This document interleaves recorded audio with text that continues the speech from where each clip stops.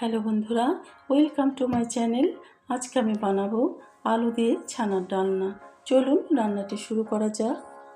এর জন্য আমাদের লাগছে দুধ 1 লিটার, খোসা ছাড়ানো টুকরো করে কাটা আলু, নুন স্বাদ মতো, হলুদ 1.5 চামচ, শুকনো লঙ্কা গুঁড়ো 1.5 চামচ, আদা বাটা 2 চামচ, জিরে গুঁড়ো 1.5 চামচ, ঘি 1 টেবিল চামচ।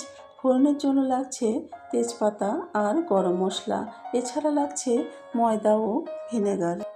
প্রথমে একটা পাত্রে দুধ ঢেলে ফুটিয়ে নেব।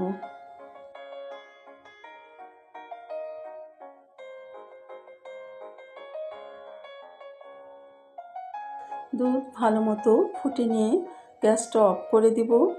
ভিনেগার দিয়ে নাড়তে থাকবো, এতে করে দুধ থেকে ছানা তৈরি হয়ে যাবে।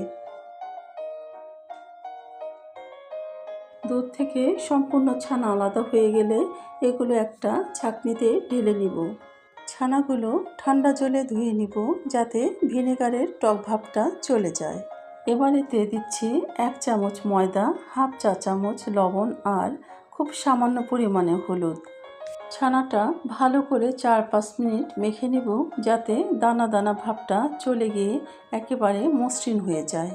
এখন এটাকে ছোট ছোট অংশে ভাগ করে চ্যাপ্টা বলের মতো আকার করে নেব।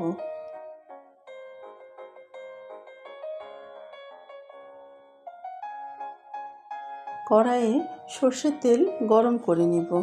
তেল গরম হলে ছানার বড়াগুলো ভেজে নেব। দুপাশ প্রায় 2 থেকে 3 মিনিটের মতো মাঝারি আঁচে ভেজে নিলেই হয়ে যাবে। একটু লাল হয়ে এলেই নামিয়ে নিতে হবে। ছানার বড়াগুলো ভাজা হয়ে গেছে, এখন নামিয়ে নিচ্ছি।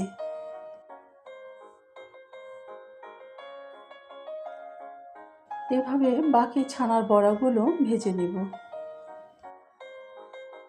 এখন ওই তেলেই ফোড়ন দিচ্ছি তেজপাতা আর গরম মশলা। এরপর দিচ্ছি টুকরো করে কেটে রাখা আলু। এটা 2-3 মিনিট ভেজে নেব। এবার লবণ হলুদ দিয়ে আরও 5 মিনিট ভেজে নেব। আলু সেদ্ধ হওয়ার জন্য সামান্য জল দিয়ে ভেজে নিচ্ছি। এখন দিচ্ছি শুকনো লঙ্কা গুঁড়ো আর আদা বাটা। এটা 2-3 মিনিট কষিয়ে নেব। মশলা কষানোর এক পর্যায়ে জিরে গুঁড়ো দিয়ে দিচ্ছি। মশলা কষানোর জন্য একটু জল দিয়ে দিচ্ছি। এটা আরও 2-3 মিনিট কষিয়ে নেব। মশলা কষানো হয়ে গেছে, এখন ঝোলের জন্য 1.5 কাপ জল দিয়ে দিব। ঝোল ফুটে গেলে ভেজে রাখা ছানার বড়াগুলো দিয়ে দিব। নেড়েচেড়ে সবটা মিশিয়ে নেব। এখন ওপর থেকে ঘি ছড়িয়ে দিচ্ছি।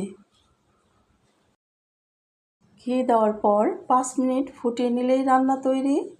তো বন্ধুরা, কেমন লাগলো রেসিপি? যদি ভালো লেগে থাকে লাইক, কমেন্ট ও সাবস্ক্রাইব করে বেল আইকনে ক্লিক করুন।